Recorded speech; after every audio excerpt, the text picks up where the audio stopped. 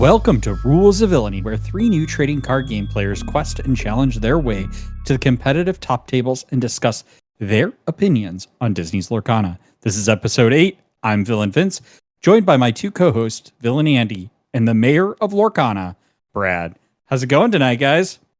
Good. How you doing, man? Good. Long time no see. I know. I saw you like an hour ago because you came out of your cave and joined us at I did. Game Shop. I did. Yep. We had a nice little league night. Got to test out some Red Fossa and some Blurple. Feeling pretty good. I like both of those. I was testing out the Cowbelle, which we're going to talk about here shortly. Although I am missing a Clarabelle. Although I did pull, it, like you saw, Brad was there. I pulled the foil Clarabelle in my pack. Yep. Brad and I actually had the exact same packs in the except for that foil card. For the foil, yeah. We both got, what was it? The rare pluses were the Wrestler Pete and the new Mufasa. You have not you forgotten me. Remember who you are. Remember who you are. We had the exact same two rares, and I had a foil Yzma, and he got a foil Clarabelle. And Heather pulled Mufasa. So you guys both got really good packs, but not myself. Yeah, and then our Ron just posted that he got the Olaf Enchanted from a box he bought that night. So pretty twinsies now. Pretty crazy. I know. The card is pretty, but as you said, Andy, unplayable. Every card is playable. That's false. That is absolutely false. Says the mayor of Jankville. Well, and speaking of, before we get into the news section, listener of our show, Jesus gave me my favorite card in a foil, the Sorcerer Spellbook, which I don't have. I don't have the foil spellbook, so that was really nice of him. That was really cool. So, yeah, congratulations. Yeah, Andy's got a signed copy of the auto one. From who signed it, because it wasn't the artist. I can say that much. Definitely not. It's Brendan from Podcana. I think he actually hates the card a lot, which makes it even more fun. Yeah, which is fun. He's the opposite of Vince. He thinks it's not a very good card, and for that reason, it was the 61st card that I removed from my deck and didn't play it. So I had it available for him to sign at one of the DLCs. Listen, that card has come in clutch so many times when I was playing Ruby Amethyst. That's why I love it. But anyway. All right, well, let's get into the Underworld news, and kind of a light news week, but the first thing here is that it is the 1 year anniversary of Lorcana, so it's Lorcana's first birthday. Yeah, happy birthday, Lorcana. Happy birthday, Lorcana. Yeah, so what do you guys think? A year in, you both started at the beginning, right? Ground floor. Yeah, I didn't hit the ground running like you did at Gen Con. I knew that it was coming, and I was excited about it, and I was ready to collect some cards. And it turned into buying a couple starters at a toy convention, and then checking out a local league, and then realizing that I liked the game, and getting into a little bit of competitiveness of it, and then going to some DLCs, and then going to more stores, and now doing a podcast. It's absolutely insane how much this game has brought to my life, right? Meeting you guys, I didn't know you guys a year ago, and here we are doing this weekly, and it's something I tell everybody when it comes to this game. It's a really good community here in St. Louis, and I've met so many people playing the game and so many more online, and I'm excited to see where it continues to go. Is it a good community, though? Is it? No, I'm just kidding. I really honestly think it is. I'm not sure. It's yet to be seen. Let me know a year from now. No, I'm just kidding. I'm totally just kidding. I got to live up to my name, Villain Vince, okay? I got to be somewhat of a villain occasionally. Can't always be nice. Brad is absolutely right, though. We are very, very blessed here in the St. Louis area. I actually visited the Florida area in sort of the middle of at the end of set 1, beginning of set 2, when product was really, really hard to find. Took a road trip down to Florida, and I remember going to every single store that might have cards or Lorcana cards, trying to find some. Of course, nobody had any, but I remember most of the stores seemed not as active as a lot of the stores I've seen around. That obviously was back then, could certainly have changed. And I'm sure there are plenty of other great areas out there, but I think we are very blessed to have so many awesome, not just so many stores, but so many awesome stores in the area that really, really support the game. Um, take it to a next level. So, Brett, you mentioned you picked it up at a toy convention, and I wasn't going to dig more deeper, but just hinting at a special guest we have later on in the show. Can you maybe allude to the fact of like who, what booth it was that you found at this toy convention? Because you're interested in like pop characters, is that right? That's why at the time I was actually trying to offload a lot of my pops. Before this, Pops was Funko Pops was something that I collected a lot of, and just toys in general. It's always been fascinating. My dad was somebody who collected toys. There used to be a magazine in the 90s called Toy Fair that was dedicated to the market of toys and different things. And I grew up having so many, and then it got into the collectible side of it. But yeah, there's I think a bi-monthly convention here that all these different vendors sell a bunch of toys, and one of them, it was Grape's Games, which I'd never heard of. I didn't know a lot of stores around here at the time, but they were at that convention, and one of my buddies was at his own booth selling some toys, and I was like, hey, they got the starter decks for Lorcana over there. Big Disney fan, my friend Chris, and I was like, we should go get those, right? Like, I didn't know they were out yet. I didn't know about the local game stores getting them before the big game stores, so like to see them there, I was like, oh my God. And they had singles priced up and everything. And I'm like, this is crazy. Let's get some cards, and got so excited about it. But Andy and Kristen from Grape's Games was there. They sold me the starter decks, and then I liked their page on Facebook, found out about their league. And they're one of my favorite places to play. And the first place I've ever played. And really excited to have Andy on here later on in the episode, which I just said really weird. The episode. But yeah, I will say it's really nice, reflecting how available product is today. To be able to walk into a game store now and see chapters 2 through 5, Shimmering Skies, Rise of the Floodborn, all the way to Shimmering Skies on the shelf, and to be able to see troves in stock. You can still find pretty easily available chapter 3, 4, and 5 troves, and some places you can even find chapter 2 troves, although they tend to be a little bit more expensive than MSRP. But otherwise, most products, it's really easy to find to get into the game and stuff. So, unless you're really trying to hunt some of those rarer cards in the first chapter, it's still a great time to get into the game and stuff. I don't think there's anything you're missing, right? Those first chapter boxes are still out there too, even. That was 2 weeks ago when the set was launched. I went into a store looking for the new set, and you guys have first chapter still too? Yeah. Yes, please. But you got it lucky because you found a store that was selling it at MSRP, right? Yeah, it was a little over MSRP, but it was a very reasonable amount over MSRP. It was certainly not market price, as they call it, which is like TCG Player and eBay prices, which I think is like $250 or something like that for first chapter box, which again, we are not financial consultants, but please don't spend that much. It's a lot of money.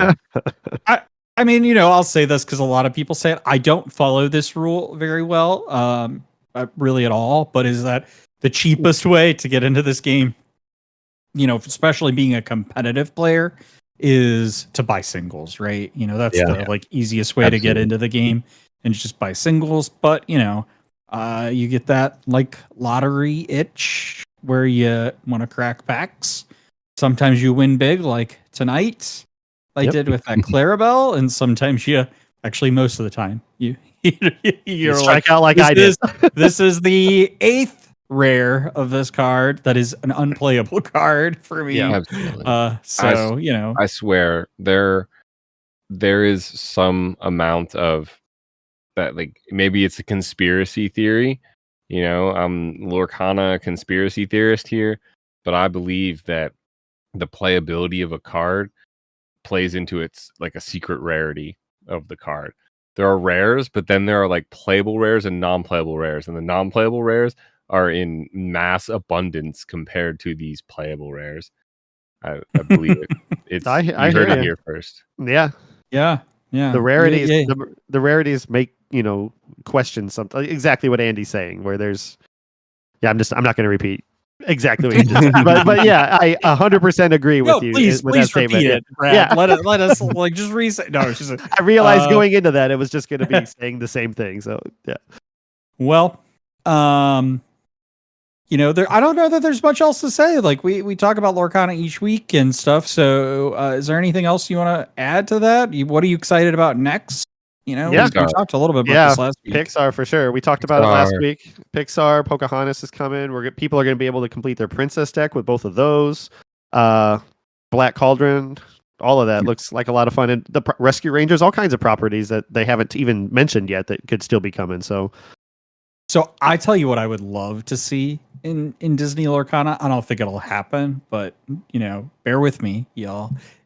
I would love to see like IPs like Marvel or Star Wars come into Lorcana, but hold on. But like I said, bear with me, but not like an Iron Man card, but like an Iron Mickey card. that was my idea. Or like I've said that before, Donald, Dark Donald or something like that. I think that would be that was my idea. That would be so cool when to have a like that entry of those properties, IPs to like overlay on the animation and stuff. Sure. If there's if there's a set drop around October time, like next year, I haven't done the math to figure out what months everything's coming out next year, but like when they introduce the Nightmare Before Christmas and all that stuff, I want to see like the Fab Five and all of our Disney characters that we have so far, just in Halloween costumes in these Star Wars and Marvel stuff would be super cool, right? And it would still be on theme with everything else, but. There's all kinds of ideas that they could do, but I don't want to see Marvel and Star Wars proper if I had to put my foot down. No, I don't either. I don't even know that I would want to see the animation Star Wars proper in there because like there's a blurred line between how that enters into like the main thing. But anyway, like I don't want to go down that road, but I think it'd be fun to see an overlay like a hint, a nod to those. That'd be kind of fun. I'd love that. So. The other news we got is the DLC in Toronto is this weekend. I think we talked a few weeks ago that we would totally do some special episodes on that potentially if there's a lot of feedback. But we're really not going to delve too much into that. We're going to turn our attention to the DLC in Las Vegas, which is coming up in September. We will cover, though, next week the DLC in Toronto just to see what it was, because I'm kind of curious to see what happens in that. And then the next thing is, of course, so I think we're all really excited about is DLC Seattle, which we're all hoping to go to. And those tickets will go on sale next Monday. So this podcast will be released Friday, Saturday. So you'll still have time by Monday, August 26th at 7 p.m. Pacific. And most of our listeners right now are in the Central Time Zone, so that's going to be 9 p.m. Central Time when those tickets go on sale. So it's in the middle of our league night, so I'm gonna either be trying to do it on mobile or I'm gonna haul home to try to have better luck on PC. But I'm excited for it. I was lucky enough to go to 2 of them already without having to be waitlisted, but now I'm super nervous about getting tickets to this one just because we know so many people that's been waitlisted, right? And I've been really fortunate, and I'm like, this is my time to probably strike out, and I don't want to. I've heard a bunch of people say that there's basically a completely allowed and okay method to transfer a ticket to someone. And so I'm considering like my mom and my sister especially is like a concert ticket buying like master. She could probably hold like classes on it to teach you how to do it. She'll get tickets like crazy. So I'm considering hitting them up and being like, this is the most important one. Buy some extra tickets in case my friends can't go. Because for me, the really scary part is like for Chicago, this actually happened for a while. Me and my wife both want to go. That's where we got married, was in Seattle. What happens if we both sit there and hit refresh and one of us gets a ticket and the other doesn't? It's like, well, that's going to be a really sad memory of going to Seattle, because one of you is definitely playing. And I tell you what, I support sure going without you, or watching watching her play. Well, after this weekend's commentary, I hear Ravensburger might be looking for DLC caster for Seattle. So Hey, I just know. There you go. hey, I'm throwing my name in the hat. Yeah, Throwing both of our names in that hat right there. And But, you both deserve it. You guys were incredible well- this weekend. I know we're going to talk about it here shortly, but my God, that was amazing, guys. Well, I appreciate it. The one thing I will say, I don't want to drag the segment on too long, but Andy, do you think if your sister's really good at this, you think she'd do a Patreon special on how to get tickets, and then we could, yeah. I'll have to see see if she can help give me some pointers Yeah, and tips. some and pointers. Put a quick vid together or something.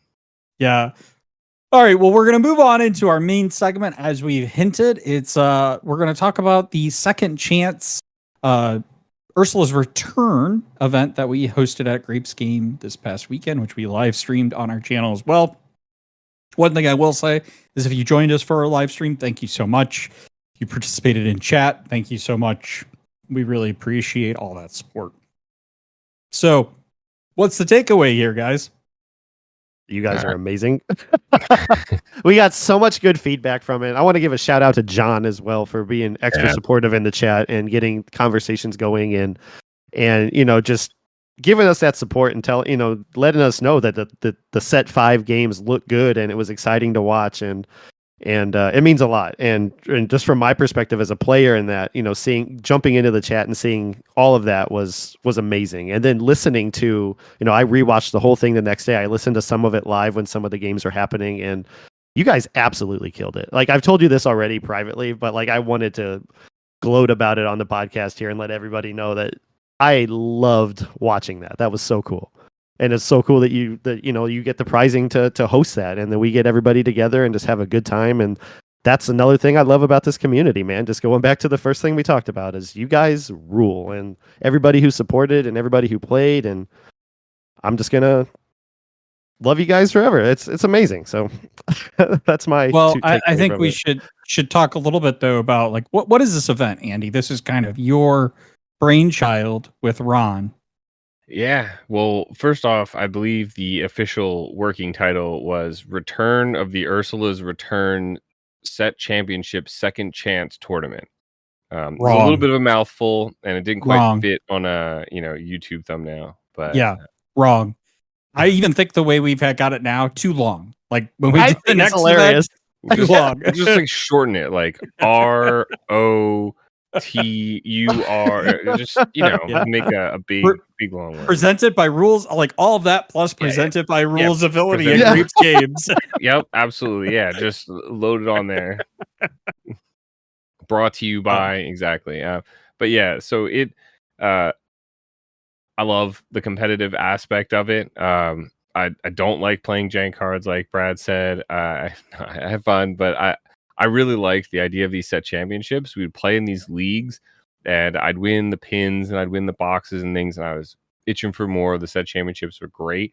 And so when the Stitch ones came around, I cleared my calendar and played as many as I possibly could. And I was happy that I ended up doing really well. It took me a few tries, and getting like top 8 and then losing in that first round or bubbling at 9th was just devastating. Like, I was questioning whether or not I was even good at this game. I mean, Brad used to call me Mr. 3-0 because I'd go 3-0 at every single league night for the longest time. And when I finally got the win, it was like, wow, this is awesome. And then I won again and again. And I'm like, I don't need all these cards. This is too much. I want other people to get this experience and to have these cards and to share them around and not have to pay like $1 million for them like some of those were going. And so we workshopped a couple of different ways to try and give them around. We had too many friends to just give them away to, and we thought, what do we love? What got us these cards in the first place? Playing Lorcana. Let's just play some more Lorcana and see if we can't get these cards into good homes. So we look for people who couldn't make tournaments. They had, they weren't feeling well. They had other obligations. They made it to tournaments. They got really close, but they didn't get a card. we invite them all out. My wife and Ron's wife set up like a potluck style. Everyone brings food. Brad brings his puppy chow, which is Canine delicious. crunchies. And we just all have a good time. So we did that last time, and we didn't have a podcast at the time. And so one of the things I said to myself was, I want to do this again, and I want to broadcast it live. I want to see more live games for Lorcana. So this time around, we sort of challenged ourselves with that, and we were able to succeed in doing that, I think. And so I really hope we can do more of these again in the future. The VOD is on YouTube, so Brad went through and did awesome work where you can click and go directly to the games. You can skip through all of the time where we were out also managing the tournament. That's the other thing. Between Vince was running the melee of the tournament. I was handling all of the audio visual. We were all taking turns doing judge calls in between when we were casting and things. So huge shout out to Grape's Games for hosting us and being excellent hosts. Plenty of space, great spot for us, accommodating, very, very accommodating. And thanks so much to everyone coming out and playing. I don't have any more Ursulas left for the next one. But honestly, I don't want to wait until the next set championship. And I don't want to have to keep winning like 5 of them to be able to host some of these tournaments. It is tiring in some ways. So we're going to try and host more of these in other fashions, other prizes, other glory to be had. And keep the commentary coming to you guys. Yeah, that's right. I'll say, so, thank you for you providing the Ursulas, also to Ron, Bodax provided, Games provided a box of Ursula's Return. Grape's Games provided a box of Ursula's Return as well. And then we had folks that had gone to Gen Con that provided, we're going to have my cat visit us on stream here in a second. He's like right off Yep, there he is. corner, and there he is. So if you like cats, I've got the best cat dad mug here. Yeah. So we had folks that went to Gen Con. They provided, I'm going to actually move him because he's now right in the middle. Yeah, that was crazy. They showed up. That was completely unexpected. There were some friends who had been in a previous event. They had already won Ursula's cards this time, so they weren't playing for any this time, and they showed up with 2 of the Gen Con pins and 2 of the Flotsam Jetsam cards. I mean, that just goes to show you what a great thing is our Rules of Villainy team members, both Maggie and Jimmy. Absolutely. Being able to provide additional prizing. And I think that just goes to show you what our, what a great community, like Brad was saying. So, and another also shout out, we had Denver, one of the local players at our locals. He also is an artist as well, I suppose. He made, I think we had it on one of our reels, the Winnie the Pooh card that he made for our teammate Ron. But he also made these awesome coasters. There's a couple of them as prizing, and I was able to snag one. I got one specially made for me. Kind of a big deal. The card he made was particularly really impressive. Creating that kind of like really depth cool too, and stuff. And the coasters are really nice and stuff. Yeah, that can be seen on our Instagram. But yeah, he also just made a lore counter, which Brad and I saw on Monday. Mm-hmm. Nice. Yeah, the amount of people who I had other people as well. I think came up to Brad and even myself as well, expressing their desire to try and help sort of donate towards this cause, which again I think just goes to talk about how awesome our community is for sure. Yeah. So any challenges with the stream? Did we? How do we think that went? Yeah, I mean, we need to fire our audio guy. That's for sure. Whoa!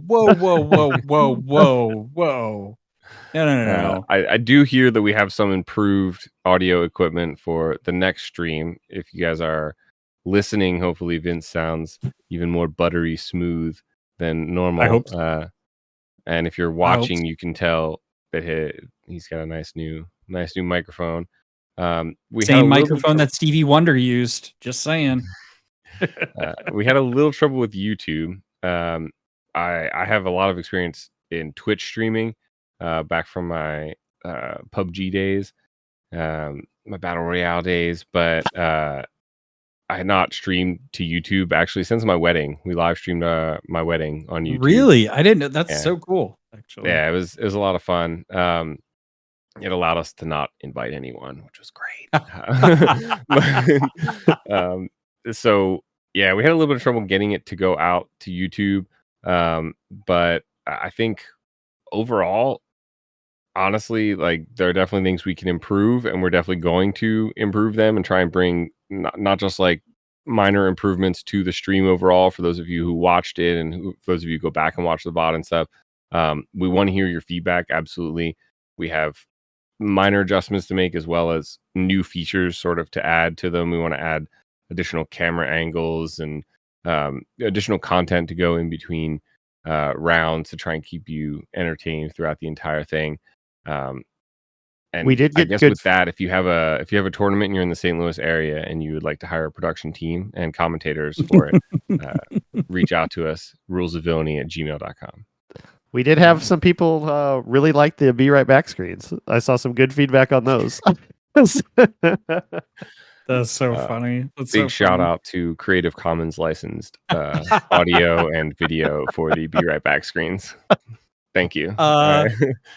So let's talk a little bit about the tournament itself. So, was there any surprises that either of you saw at the tournament? I mean, Oh yeah. I think we predicted that Daisy was the villain of the week and certainly was a villain at the tournament. Yeah, and I teched to play against Daisy and I didn't see her once. I played one aggro deck that didn't have her because simply he just never pulled any daisies. And then after that, I ran into what's going to be the biggest surprise of the deck or of the day. Sorry, your cat distracted me again. Was the blue green deck that we're going to spend some time looking at because I had no idea how to deal with that. I was not prepared in any way for that. I heard some rumblings of it during my first game, and then I had to play it in my third game and was like, well, every card I play for the next 5 turns is just going to get bounced in my hand, and I have no way of stopping that. Yeah, even the Pete didn't slow him down because Nope. of the Mother Gothel. Yep. Yeah, I was a little surprised at how successful the aggro was. If you guys listen to our podcast, and I hope that you do, you know that I think that deck is a coin flip, and I prefer playing Lorcana than flipping coins. So I always wish it bad luck, and I always think that it's not going to actually make it, into the higher end. It gets weeded out, right? And the good decks and the good players with better cards and aren't this non-aggro high roll stuff end up making it. But we did actually see all the way to the finals there. We had an Amber Amethyst aggro versus Sapphire Steel, which was honestly really, really shocking to me to see. I expected more Steel Song, which is what the mayor played. Not well.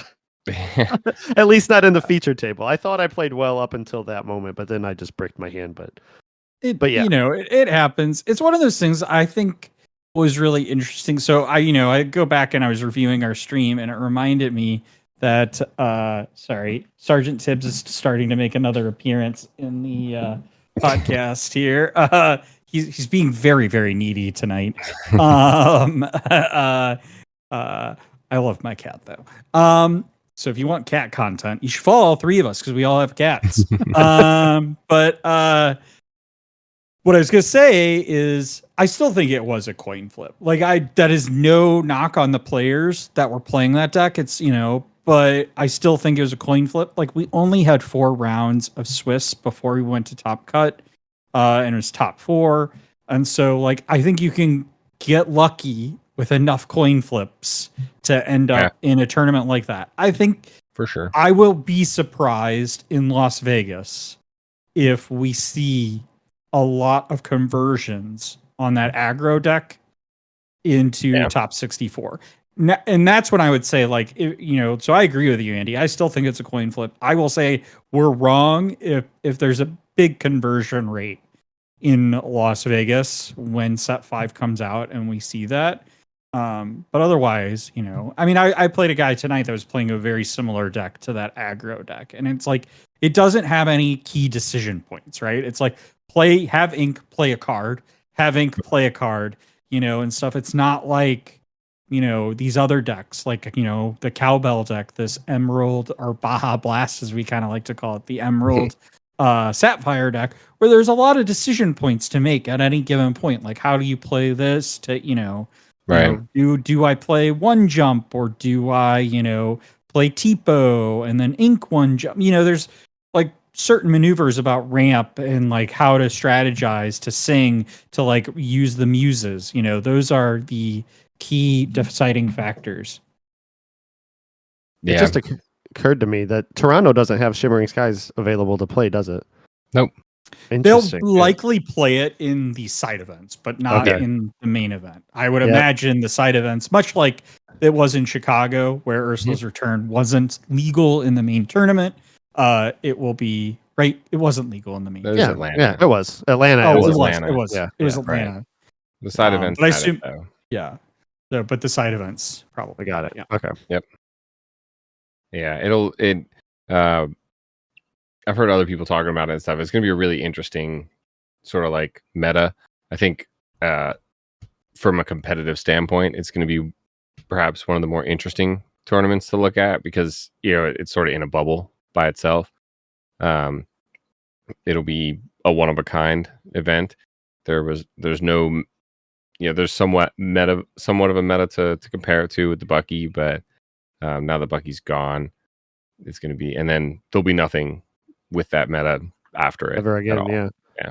I was thinking about the data we could analyze after Toronto, but it's not going to be reflective of anything Shimmering Skies. So I was a little bummed about that, but yeah.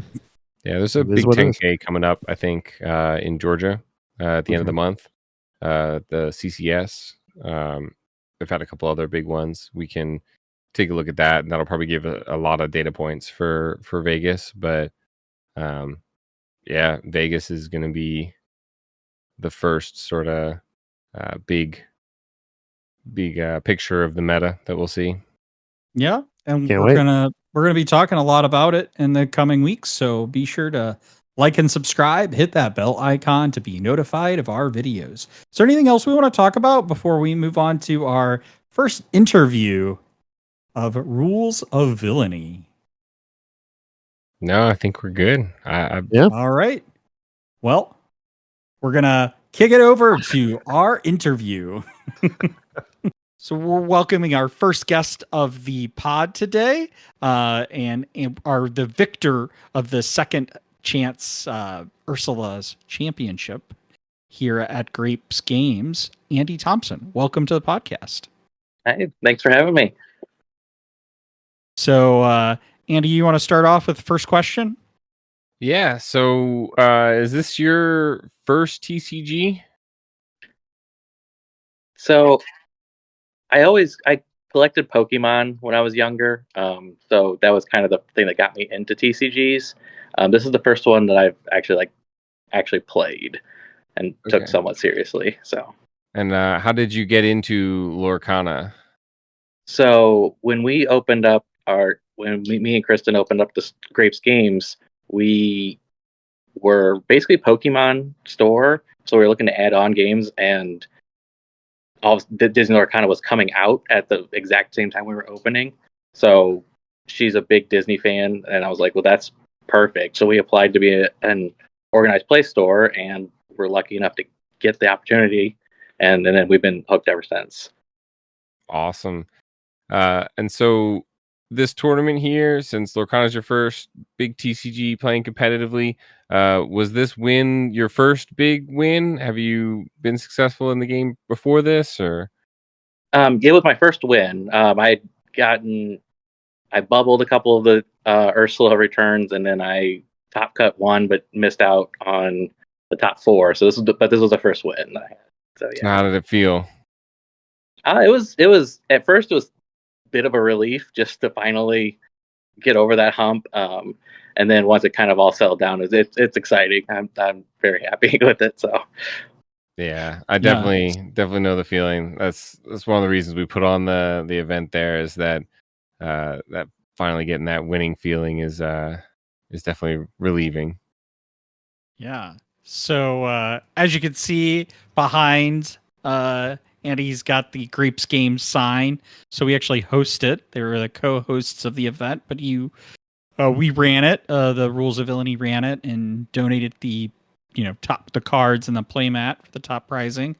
But I kind of want to go in and ask you. So you played Sapphire Steel. So walk us through a little bit about like how did you decide on playing Sapphire Steel? How did you prepare? What analysis of the meta were you thinking about?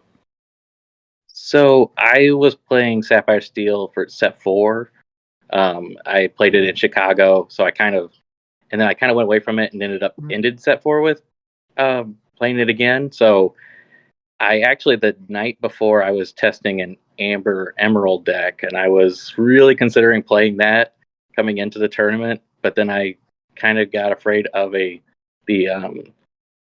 Heat Amethyst bounce package that would just destroy all my songs and all L's actions. So I went, well, I know Blue Steel. I'll just kind of go with that. So was actually my main decision making process. Yeah, well, I'll say this as a person who's been testing the Amber Emerald, you made the right decision. Yeah, absolutely. That's a meme deck for sure. So, what were you expecting? So you talk a little bit about the Pete bounce package. What were you expecting aggro to be pretty prevalent? Like, what were you expecting to play against in this tournament?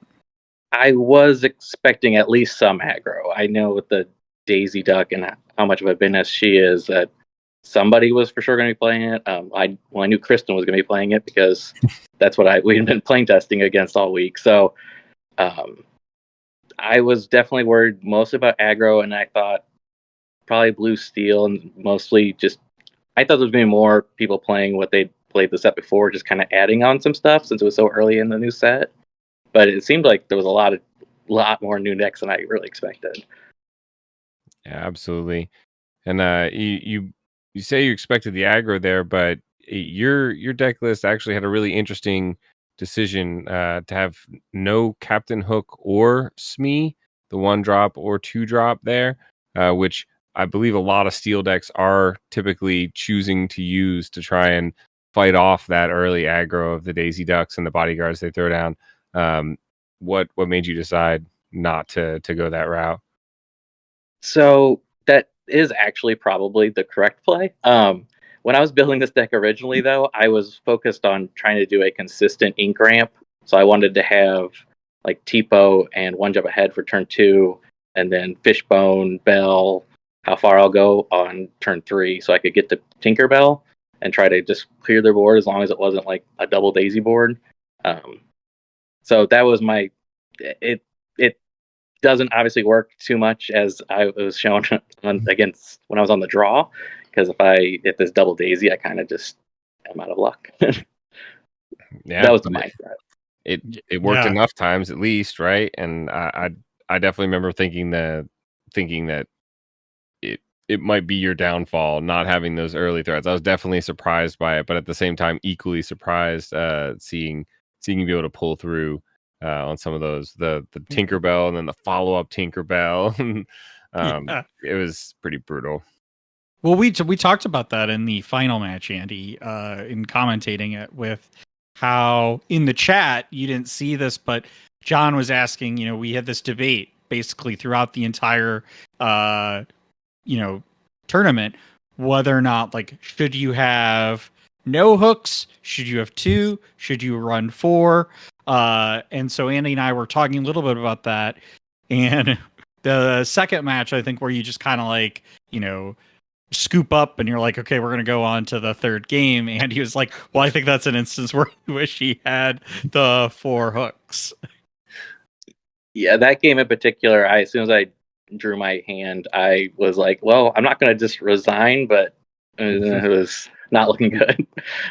If I'm not mistaken, he had 2 daisies and like 3 Lilos, or Lilo Maleficent. He had 5 1-cost 2 lore characters on the board on turn 3, and it was like, yeah, that's a scoop. Yeah, Well, also that knowledge and wisdom, right?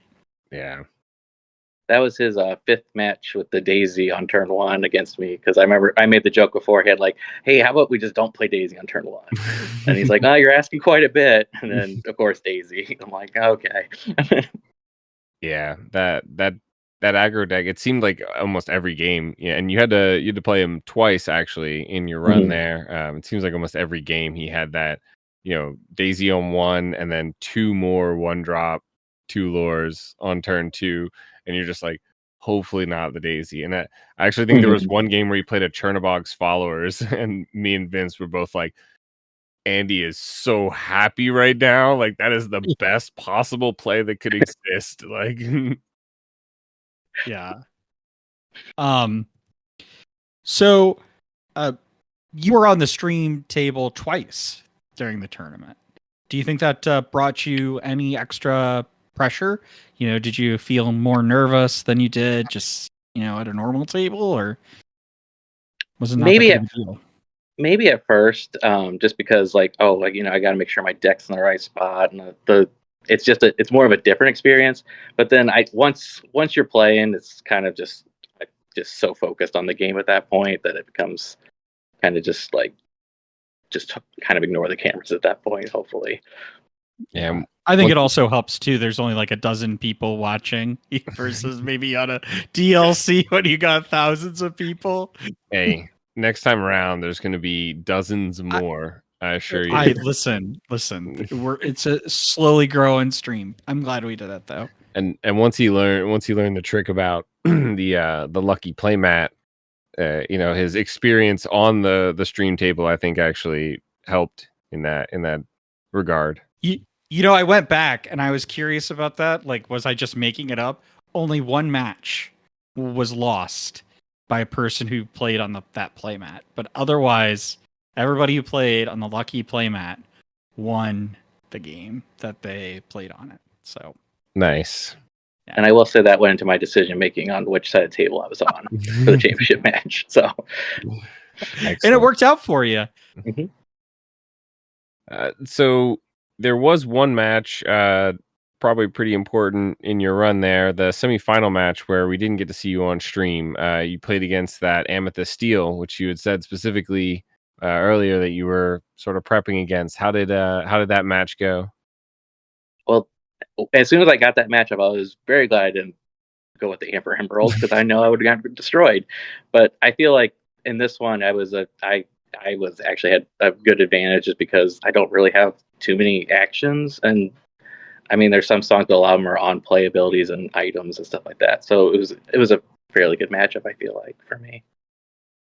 Nice. You were able to just sort of ramp past, and they didn't have strong enough threats, and get to your dime win condition. Yeah, and just kind of just play like, because Tinkerbell can still do her little thing and all that, and then the sheriff was one of my favorite cards from this set. So Nice. Yeah, we actually had a question in there. The sheriff of Nottingham, Bushel Britches. I keep thinking it's Bushel of Britches, like he's just got like a pile of pants that he's running around with. But a card that at face value you think, wow, this is a great card. This will fit into especially Sapphire Steel with all the items. But a lot of lists haven't necessarily been running it. um, and I personally really like it. I played it in a red blue, like all items deck, basically. And getting to play that for next to nothing can feel so great. But it sounds like it worked out really well for you. How did that card feel in your list playing it? I really liked it. When I remembered that it had the support ability, it's even better card. But I know I'm gonna have a few items on board, just basically at all times, hopefully. And with the blue steel and with the ink ramp, I already have so much ink. I'm thinking if I can get like a Tinkerbell and him on the board in the same turn, that is just such a big board presence that it's going to be a problem that they have to deal with. So I just really like that card. Yeah, I'm glad you fit that in there. I think it'll continue to shine. Yeah. Just like kind of going off of that a little bit and stuff. Did you just forget that it had support in the final match? I'm like Andy and I were talking about this background over like, but it's like, and Andy's like, oh, but you said it had support and we could clear the board, and you ended up not using that support at that time. Yeah, that was 100%. I just forgot that support. I was so focused on if I have enough I have enough items, I can play it for 7 at the time, and I was like, oh, cool, I got on the board, and then I just completely forgot it had support until after the fact. I'm like, that's just 3 lore. It's not important against the aggro deck or anything. So, well, yeah, I even made the mistake right after Vince told me it had support. I was like, oh man, Andy's gonna have to attack with his sheriff to be able to kill that, and I was like, oh wait, no, the support. And then you attacked with it, and I was like, no, he thought about it too late as well. I mean, as I had said on that stream, it happens. It's so easy when you're in the game to, just miss some of those triggers or some of the abilities of those cards. Diablo, I think, being the big one, missing the trigger to draw. But, I think Lorcana has tried to make support a big deal, and I feel like sometimes it's one of those things where it really only finds its way in limited format as really knowing that support exists. So you don't play it in your main meta deck, if you will. So I think it's reasonable that it's hard. One of the things you don't always think about. But I noticed that you have in your deck, or we noticed, I should say, that you have the Simba. So what are your thoughts on the Cusco Selfish Emperor that we got in this set, and in Shimmering Skies versus the Simba Son of Mufasa? Because I kind of do similar things. yeah. So that was one of the last decisions I made, was decide between Cusco and Simba, because they basically do the exact same thing, except for Cusco puts it in the inkwell, and then he's got that extra ability with the resist. But with having Hades and Let It Go in my deck already, I was worried about giving too much ink to my opponent when putting stuff into the inkwell. So I was just like, oh well, it'd probably be better just put it in the discard and not give them so much ink. And also, I kind of was just thinking it's nice to have a 6 cost to sing swords and Let It Go when I need to. So I kind of Simba became like, get rid of a location or item, and then he's just a singer, was my basically plan. Yeah, I'm still in the Cusco camp. I think you should test it out with the Cuscos. I think giving them the ink's not that big of a deal. But and being able in the mirror match to be able to get rid of a dime forever is super nice. Plus the 2 lore as a dime target. But that Simba came in clutch. I think Vince said it probably 20 times on the stream. What a nice tech card. What an excellent tech card. I'm going to make a cut of him saying that, because it was certainly one of the MVPs for your deck, it seemed like. Yeah. Well, also, I kind of want to dig in a little bit on that. I noticed you used in the matches that I was commentating on. You used that to take away the Amethyst Chromacon, and you always seem to take it away at exactly the right time. So, what was your thought process on how long you were going to let that stay on the board before you decided to play the symbol? Was it just you got it in your hand, or did you have I'm going to let them get a few cards off of this because I also want cards, and then I'm going to take it away? What was your thought process around that? My thought process was usually, if I got it, I played it. It was kind of just a matter of timing of when I got it. The interesting part about the aggro was with him having so many daisies, I was kind of able to get a lot of cards to ink from that. So it was kind of an interesting, I just I was just inking Hiram at that point because I was figured I don't really need him at this point with all the extra cards I'm getting. And then the Chromacons, I was just like, well, if I can get rid of that, stop his card draw, I should have enough in hand at this point to just win out. So Yeah, that was it seemed. Yep. Sorry. oh, Yeah, no, I'm good. it seemed like you had that at like the perfect time. I think the Chromacon, you used it basically like the turn or two before he had your opponent had no chance, right? So you were like, yeah, they drew a couple cards, which is fine, but then, once you're at that sort of pivot point, cut that off, or right when they played like a desperation location, you would just have that to finish them off there, and it was very clutch for sure. Yeah. I mean, the daisy didn't seem too bad for your card draw, except for the times that you got to grab your sword right at the top of your deck. Mhm. Get that Lord one of the right at the bottom. Yeah, never want to So- see that.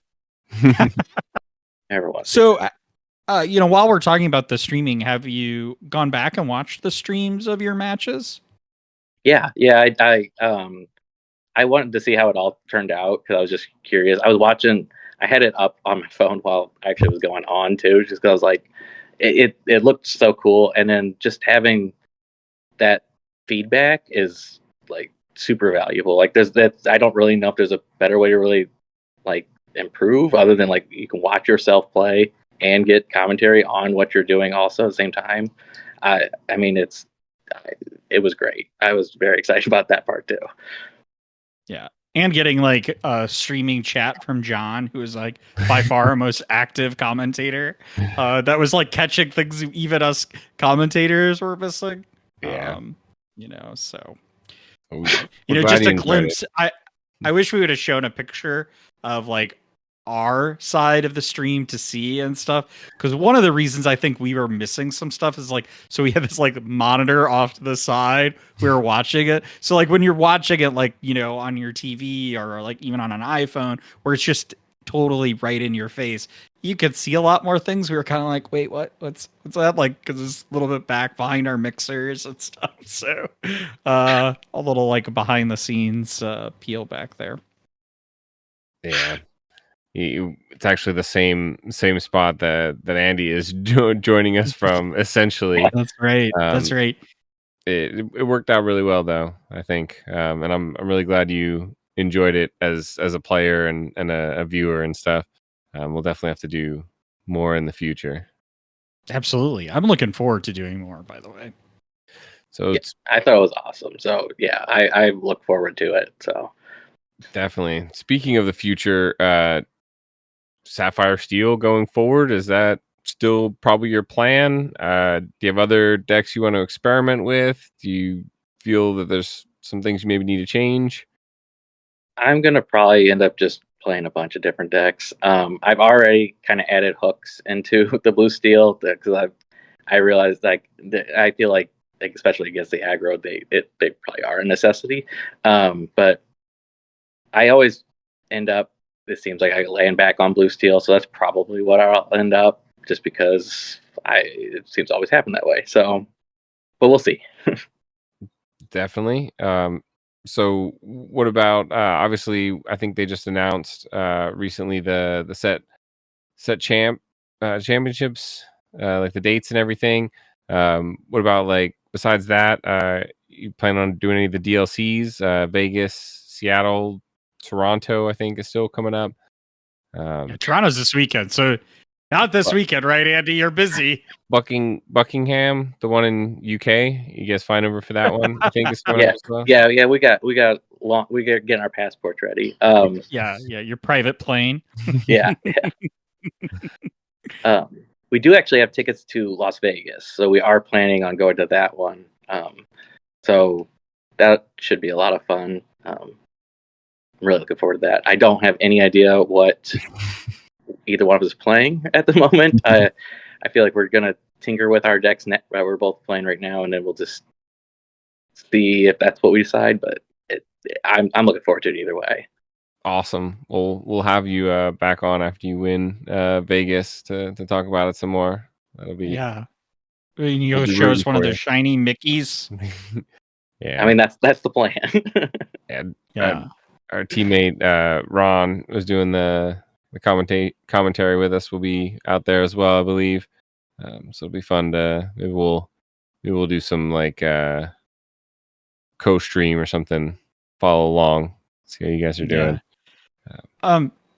So you say you might stick with the Sapphire Steel, but did you see any of the? You didn't get a chance. You did match with Nick, who was playing the Cowbelle, the deck, or what we like to call the Baja Blast. So you didn't get to play him because you intentionally drew that match to get into Top Cut. We've already talked about this like kind of in length on the main pod. Is our opinion that like intentionally draw, I think totally fine. Like that's just kind of the victor spoil, if you will. If you win, you kind of get the option to ride your victory to the Top Cut. But what'd you think of that deck? If you watch back through, watch some of the stream, is that something that interests you? I think that deck's awesome. That Clarabelle is so much fun. I would be interested in that deck too. It's just because I like blue already. So anything Sapphire, I kind of already lean towards. But yeah, I haven't actually watched his matches too much. I was thinking I was like, oh, I might get to play in the finals, and that would have been fun. But that Clarabelle it seems to be just nuts. So that's a lot of fun. Yeah, so many cards drawn off that. We I experimented with it a little bit, and my wife was not happy. We we switched to another deck in that practice session for sure. It was too annoying to play against. So you asked us earlier before we went live here. The mayor couldn't join us for this interview, but he did have a question for you. He wanted to ask green grapes or purple grapes, which are better? The best grapes are cotton candy grapes. So I guess technically green, but cotton candy grapes are the way to go. All right. We'll let him like know. a varietal of grapes. Is that what that is? Yeah, they're super sweet, and they kind of taste like cotton candy. So Interesting. I wonder if they like mix in cotton candy like with the soil. The soil, probably like in a lab somewhere. But so you are our first interviewee, if you will, on the rules of villainy. So we would like to start, having a streamlined question we're going to ask everybody. And so our question to you is what is your favorite card in Disney Lorcana? My favorite card is the Tinkerbell Giant Fairy. It was my favorite card in set 1. It's my favorite card still. It was the first enchanted we pulled. It just means so much. So yeah, that card it's my favorite art. When that playmat came out, I was almost lost my mind when I saw it when it was previewed. I was like, that's the man I wanted the whole time anyway. So yeah, no, that one for sure. Yeah, awesome. Definitely glad they went back and started to do some of the older art from the first sets as Matt's, because I felt the same way. Do you still have that enchanted? We don't, unfortunately. That was one of those. That's like one regret. It's like, we should have just kept it. But at the time when they were just crazy prices, we couldn't really turn it down. Totally understandable. It's the one enchanted like from set 1 that I still want. But I'm like, I don't know if I could justify the price for it. Yeah, agreed. It is really nice. So, yeah. All right. So, yeah, go on, Andy. Well, I think that's all the questions we've got here for us. Do you want to let our listeners know where they can find you on social media or online and tell us about maybe about your store, Grapes? Sure. Yeah. Well, our website's grapesgames.com, so you can always find us there. We are on social, like Facebook, Twitter, Instagram, TikTok, all that fun stuff at Grapes GCC. And if you're in the St. Louis area, we're opening up a brand new store in Wildwood. So that hopefully that's what we're in the process of doing right now. So hopefully that's ready by this weekend, maybe.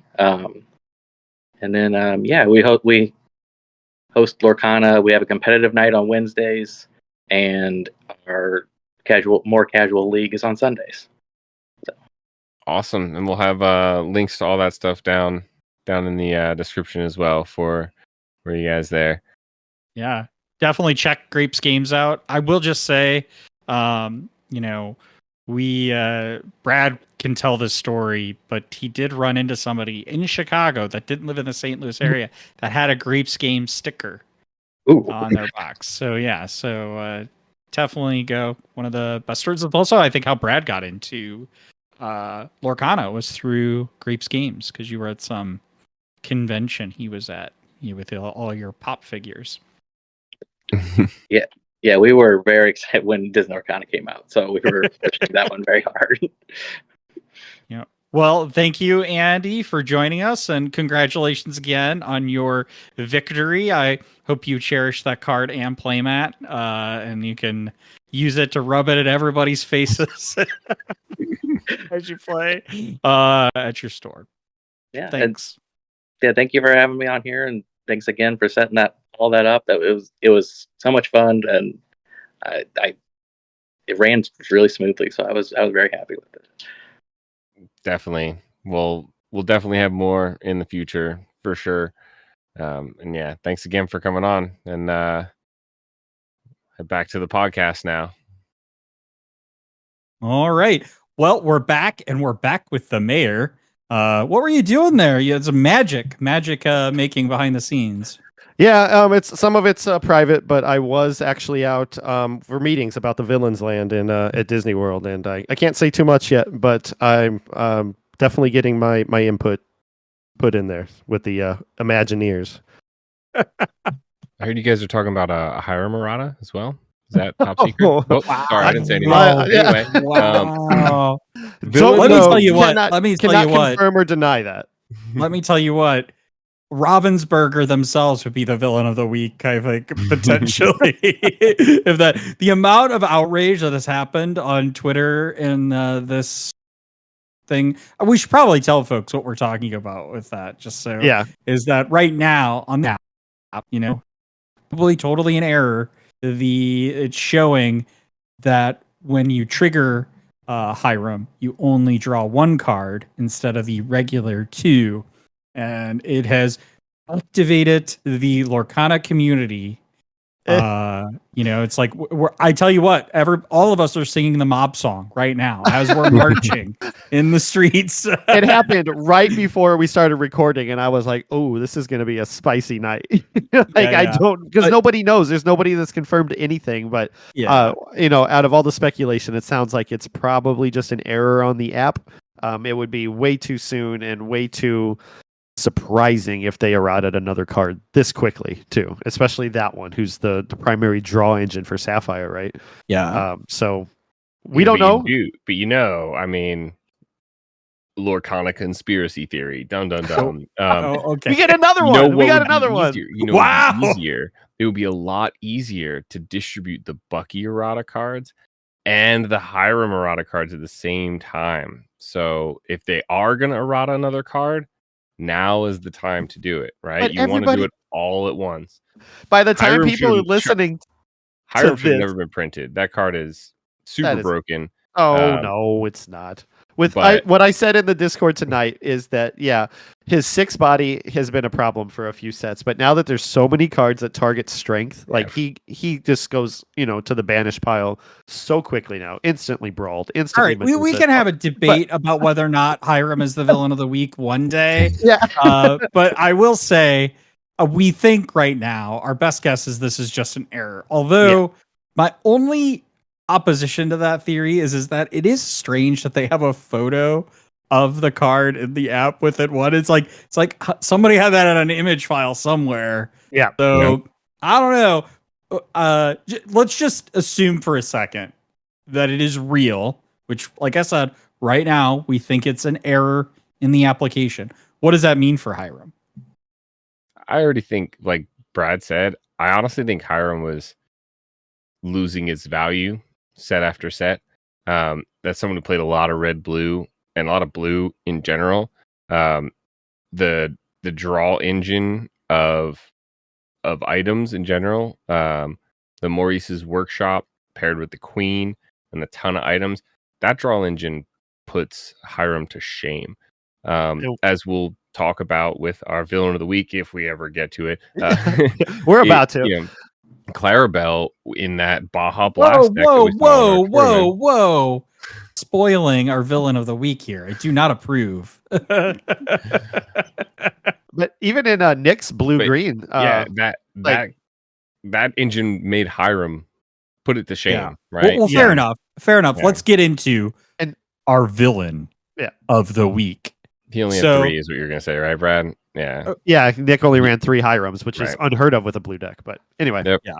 But let's get into the villain of the week. So Clarabelle, light on her hooves, is a Floodborn ally, emerald card, legendary, 7 cost inkable, 5 strength, 6 willpower, and quests for 2 lore, shift 5, and the ability is keep in step. At the end of your turn, if chosen opponent has more cards in their hand than you may draw cards until you have the same number.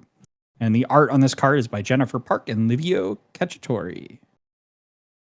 Yeah. So I I don't mean to interrupt you, Brad. We were just like starting to run over on announcing our villain of the week. And the reason it's a villain of the week is because we saw this in the Cowbelle deck at Grape's Games at our tournament on the weekend here. So proceed to talk about like we think that you think Hiram been a little bit outpaced, I should say, by other things. So you think, just to kind of confirm, would you say then, if this errata were true, right? If we think on the Hiram, talking about, you think it would probably see even less play than it sees now and replace with other item? In this deck specifically, yeah, you won't even need it. Like we watched Nick draw, 4 or 5 cards every turn until somebody, was able to deal with that Clarabelle. He'll ink his hand down. Like the way this worked is he'll play his cards, he'll ink down, he'll double ink whatever he needs to do or can do, and he'll have that Clarabelle on board and then just draw up to whatever you're holding. And when I was playing Steel Song against him, I often had 3 or 4 or 5 cards in my hand that that sometimes I couldn't play because he hit me with a Pete, because they're all songs. So that Clarabelle drawing, just more than 1 card at the end of the turn is absolutely bonkers, and let alone 4 or 5 cards at a time. So Hiram only ever gets you 2. It's recyclable, but like Andy said, his value has gone down significantly since set 2. That like whenever you see Hiram on board, you expect that you're only going to get those 2 cards one time, and that's when he enters the board. So, which 4 costs for 2 cards is not great. You have to pay an item too. So 4 costs for 1 card, and you have to pay an item would be pretty bad. And the amount of removal that already exists for it, especially in a world where like Daisy Duck exists now as well. And so the value of taking out a one strength character has gone up. But Clarabelle, yeah, like you said, all of his stuff is songs too. So he has a Muses out on the board with that in that Baja Blast deck. You've got a Muses out on the board. You sing with all of your characters. You shift the Clarabelle, which also allows it to sing now. So it runs both. Both smaller Clarabelles are valuable cards. Though the 1 cost, I believe, has a kicker to banish an item, right? Maybe. And then the other one gives you a draw. Yeah. The other one is if they have more, you get a draw. So it's like a slightly worse Maleficent, but in green. You shift that on, you dump your entire hand. And I think we watched him draw 5 cards and then 4 cards. And then the next game drew 9 cards off one of them.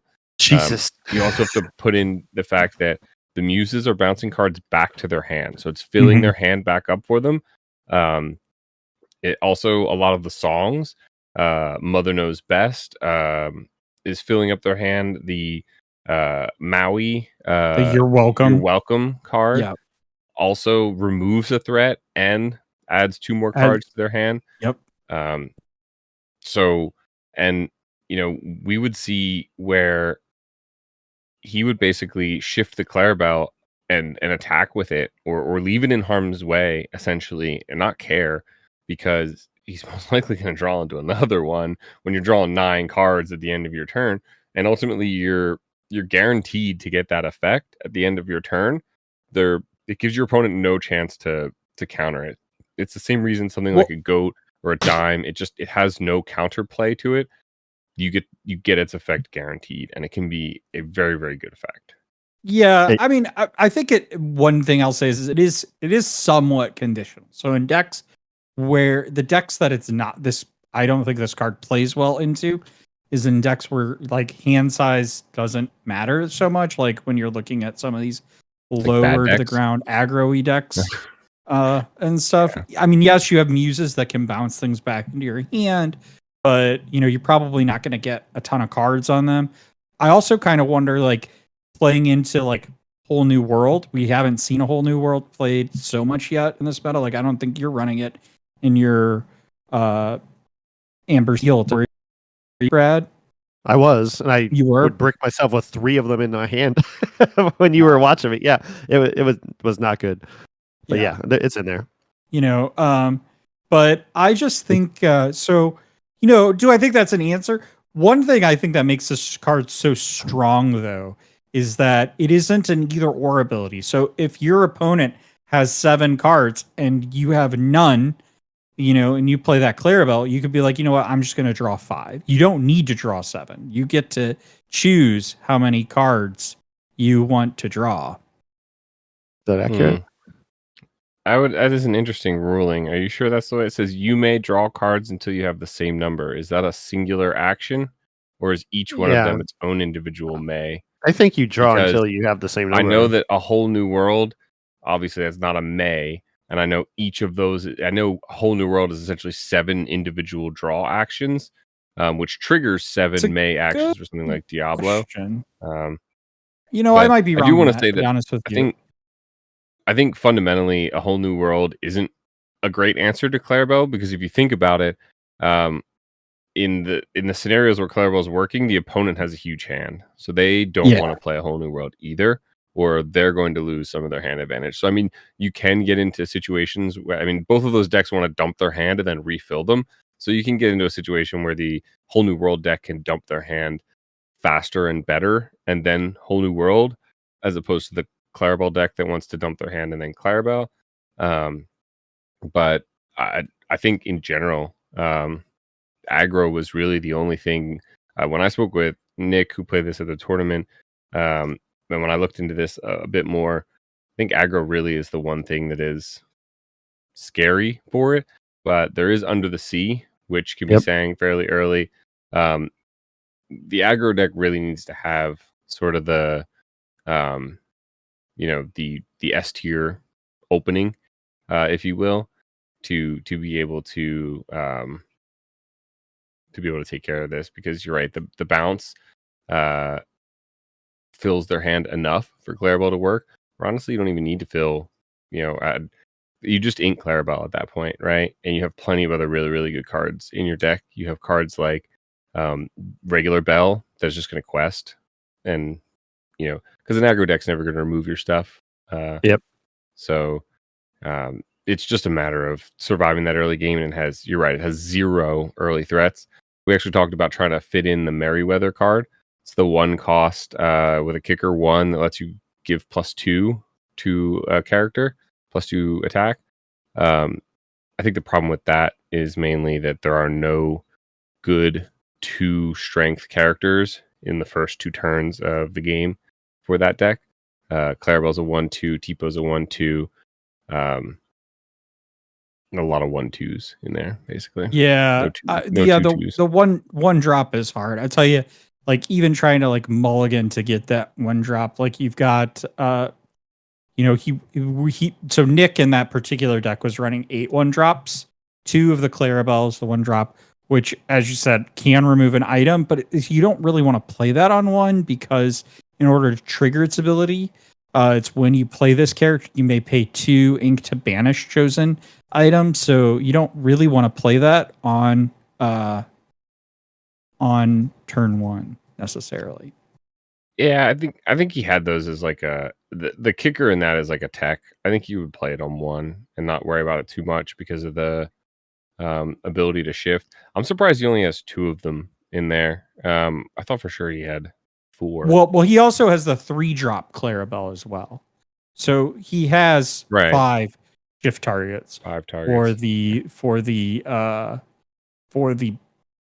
7 drop Clarabelle for this Clarabelle here. So yeah, I don't know. I mean, I think you're right. You would play that 1 drop if you had no other options to play on 1.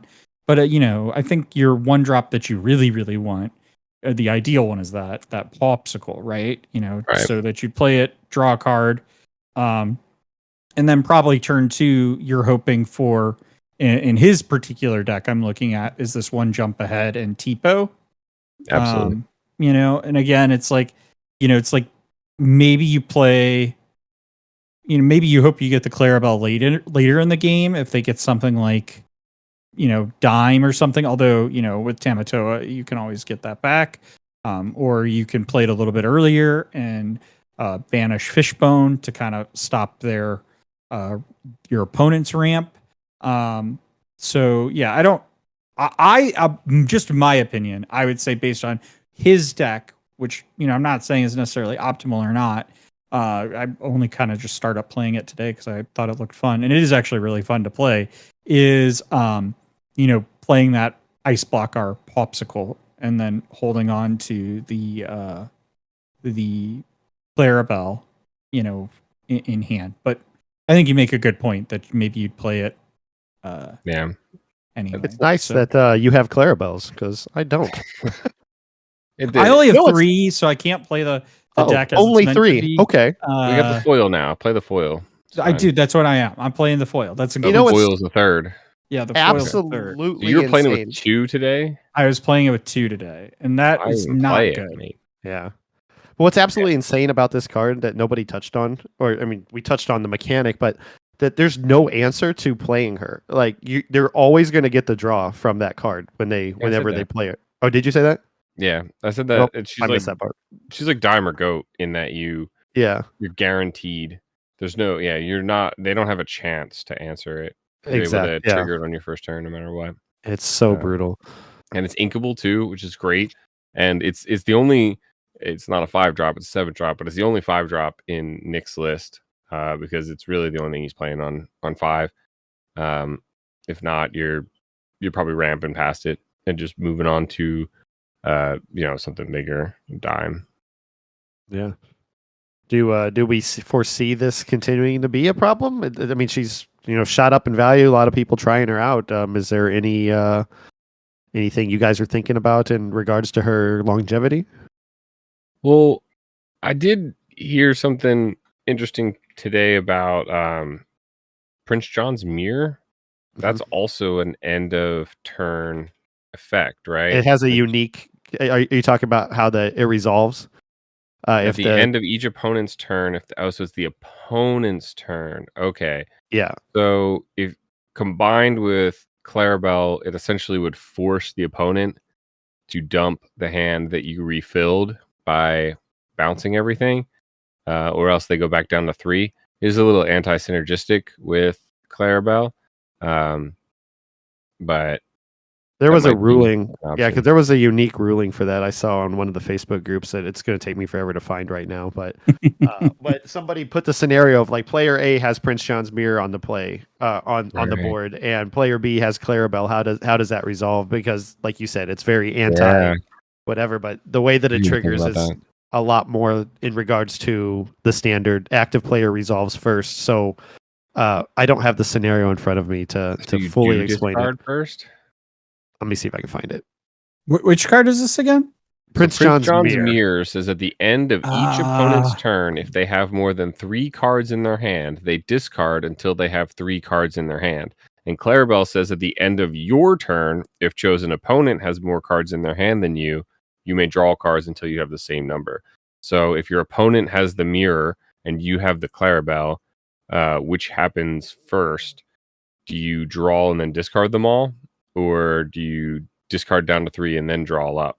Well, I mean, I think in this case, the argument. So this goes back to, I think, what we were saying earlier about how does this Clarabelle work, and your interpretation of it, Andy, is correct. So I was just looking at the wording again, which is that it's the mayability of triggers whether or not Draw so all. if you draw all or you draw none, And Right. so I think the answer here would be, right, like all you're doing is saying we're not going to play, if you play this card in particular, you would not draw, you probably wouldn't draw those cards, right? Because you don't So want you're to just saying, toss well, I them. mean, no matter what, at the end of the turn is a period in time in which both of these Right. abilities trigger. Right. It's a Right. matter of which gets resolved first, right? So it's always your ability The that active triggers player. first. So The active Clarabelle player resolves first, and so first.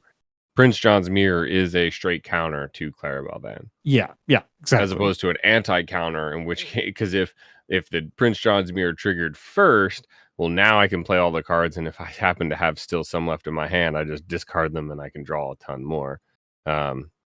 Yeah, I guess it would be, that's a little interesting because, like, when goes you into think your about bag, right? when you think about how, it does kind of complicate the bag a little bit. It is a question there because I guess a game state check would occur because so it's really nobody's turn because at the end of your turn, you're done, right? And your opponent's already done. And so then you go into the ready, set draw phase, right? And this is There's an end of happening turn. There's got to before. be an end of turn phase, even if it's not explicit. Right. But what I'm saying is that this end of turn is like, it's really like nobody's turn, basically. Your end of turn phase, Yeah. though, right? If it was a clearly defined phase, then it would belong to the player whose turn is ending. Well, what I'm saying is the question is like, is just an active game state check. Like, it checks the game end of turn. You say it's the end of turn. And then I guess, do you then say, okay, I draw these cards. And then your opponent is like, okay, well, if you drew those cards, you have to, each opponent can only have 3 cards in their hand, right? Right. Then do they discard them, or does it work much in the way that you say it does? That could potentially argue that you say, Andy, is where you say, okay, well, your end of turn happened, and now my Clarabelle happens. Right. You want me to read you the solution? Does it say it? Do we have someone official? I found it. Yeah, it's Chad from the Facebook group. I've talked to him privately. I'm like, dude, I don't know how you keep up with all these posts, but he jokes around, well, I have no life, but I'm like, you do a great job. Actually, is this in the main rules? The channel? main Facebook group. Yeah. He posted, just wanted to get ahead of this, even though I'm sure people will still ask. If I have Clarabelle in play and my opponent has Prince John's Mirror in play, do I draw first or discard first? Player A has Prince John's Mirror in play and player B has Clarabelle in play. Player B declares that they are ending their turn, which begins 4/4 of the end of turn phase I shared in the picture below, and that's a picture to the rules. Both Clarabelle and Mirror are triggers, and they enter the bag belonging to their respective players, as you can see in the screenshot. It doesn't matter that Mirror affects player B. It still is a trigger that belongs to player A. So player B resolves Clarabelle and may draw to match the number of cards player A has in hand, as well as any other potential end-of-turn triggers they may have. Then player A gets the bag and resolves their trigger, forcing player B to discard down to 3 cards. Edit, another user named Novo Kane brought to my attention a trigger clause I was forgetting. Mirror will not trigger if you enter the end of turn phase with 3 or fewer cards in your hand. So you'll draw for Clarabelle and that's it. A good strategy to play around. SS for the added picture 7.4.4 in the rules. Screenshot is what he's saying. Yeah. And that 7.44 is, some triggered abilities are written as bracket trigger condition if secondary condition effect. These abilities check whether the secondary condition is true both when the effect would be added to the bag and again when the effect resolves. And then there's 2 sub clauses underneath that. So it's really complicated, but it sounds like that's the right answer there. That's pretty interesting. Yeah. So to unpack that in a way that is not so in depth in player A, player B, what it sounds like is that basically in a lot of situations, Prince John is the counter. Prince John's Mirror is the counter to the Clarabelle. Just got to get below 3 cards.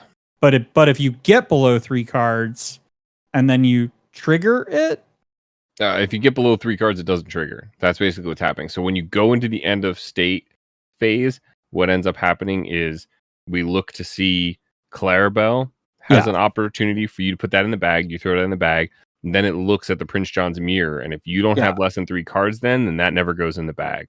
So we move on. Cowbelle gets her cards. Yeah. Yeah. So that's the spice right there. Yeah. That's how I read that too, right? So is that So basically, in a lot of situations, you're going to be able to get around Prince John's mirror, hopefully, right? Yeah, most of the times that I saw it work, he was down to 3 or less cards probably. So, ban Cowbelle? No, I'm just kidding. No. She's really interesting. I think everybody slept on her before the set came out, and then suddenly they saw like, wow, instant draw no matter what, and paired with blue, where you can just ramp up really quickly and expect the other person to have a lot of cards in hand. It's absolutely insane. I told Nick, I told people somewhere else, I don't remember specifically, but I saw it in action. It must have been on our Twitter. I saw it in action, and it was absolutely bonkers just watching Nick just ink everything down and then refill his hand every turn because I didn't have an immediate answer. Or if I did, he blocked me with Pete, so it just absolutely crazy. Yeah. Like, the ramp isn't even really needed for that combo necessarily. The ramp is allows you to empty your hand in a valuable way, right? Yep. You're throwing away cards knowing you're going to get probably the same cards back. You've got a lot of 4-ofs and stuff in the deck. And so it allows you to not just discard them or have to commit them to the board or something. And it gives you more resources to then play the more cards that you drew to then do the exact same thing over and over again. And when some of those cards are dime and some of those cards are bell, some of the time you win. So it's scary. Yep. That's right. Any last thoughts? I need to pull some. I'd like to try this deck. Yeah. Oh, I'm sure Andy's got a play set of them. He's probably playing it. I actually don't know if I have a play set, and I don't know if I'm going to play it either. But are you still stuck on Ruby Amethyst? Or not Ruby Amethyst, Ruby Sapphire? I do really like Ruby Sapphire. I do still think that's probably one of the strongest decks in the meta. I think it will heavily depend on how much aggro we see.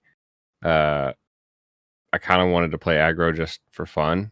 But then if I win with it, then people are going to be like, bad. Yeah. Well, people are going to be like, oh, maybe that's a viable deck. Like, no, it's terrible.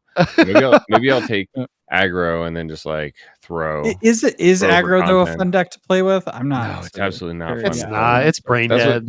So a lot of people don't necessarily know this, but I used to play Amber Amethyst for a good period of time. I got tons and tons of store credit and prizing at locals from playing set 2 Bodyguard. Amber Amethyst Bodyguard. Yeah, a lot of people were playing Amber Amethyst, but everyone was sleeping on the combo of basically turn 1 Lilo, turn 2 Pinocchio, or double Lilo or double Lilo Maleficent, and then turn 3 just in time to a 5 cost, like a Goofy or a Maximus Bodyguard. Yep. Well, I remember. If they weren't playing Blue Steel and they didn't ramp to a over here. Well, I remember because I thought my Amber Amethyst was good, and I did the all gas version without the bodyguards. The thing, my opinion on the whole aggro debate here is always that, and we're getting a little further away from the villain of the week, but I'll say I like decks that, and I think I've said this before, but I like decks that give you decision points that are challenging to play, but also I think that brings more fun to the game. It's like I saw Brad playing the Blurple deck, the Sapphire Amethyst deck, and the decision points to be made there, or against Heather when she was playing the Sapphire Steel deck, and even this Baja Blast deck. The decision points that are in those decks are just really interesting to me. They bring a thoughtful kind of chess-like, if you will, experience to the game that I think is missing from a deck like the aggro Amethyst Amber. It's like I said, it's very autopilot-y. Yep, Yeah. that's what I say. I say it's brain dead aggro, but I still play it once in a while. But That's why I stopped playing it. Honestly, I was.